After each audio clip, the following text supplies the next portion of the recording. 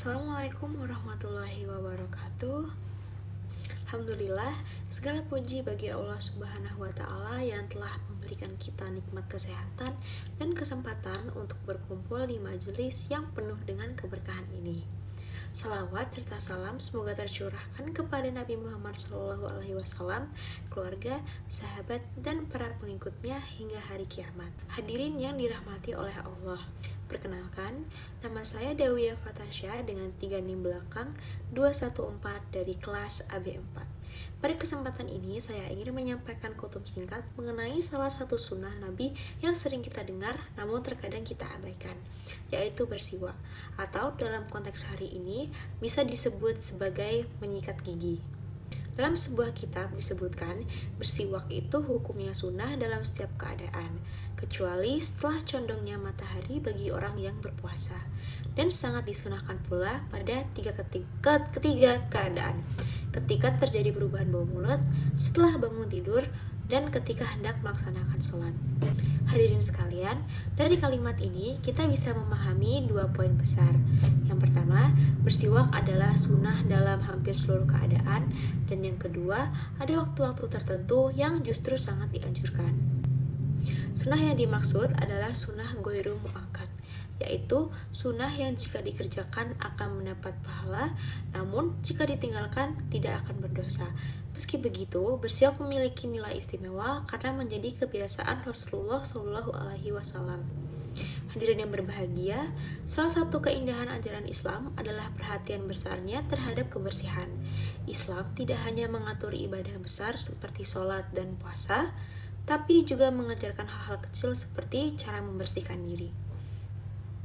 Islam adalah agama yang sangat memperhatikan kebersihan.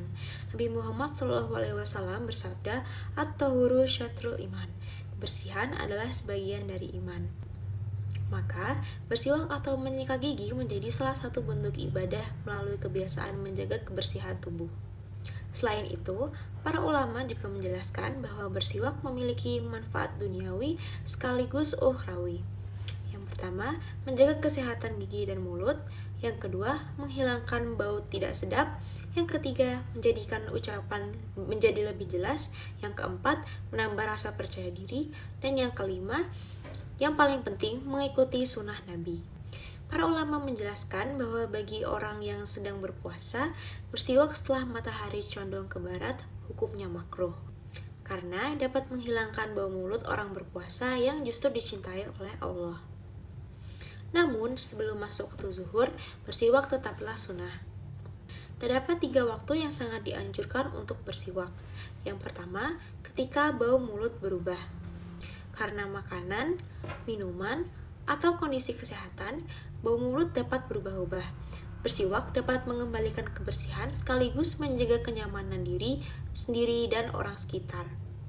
Dalam kehidupan sehari-hari, hal ini sangatlah penting, terutama ketika akan bertemu orang, berbicara, ataupun saat sedang bekerja. Yang kedua, setelah bangun tidur.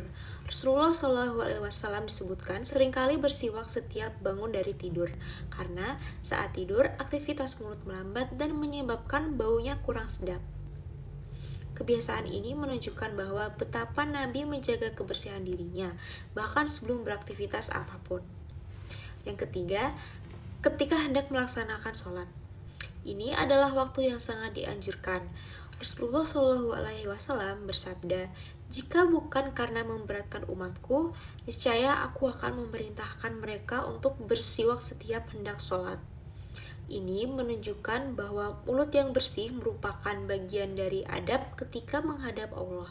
Sama seperti wudhu dan pakaian yang bersih, bersiwak sebelum sholat membuat ibadah kita menjadi lebih sempurna.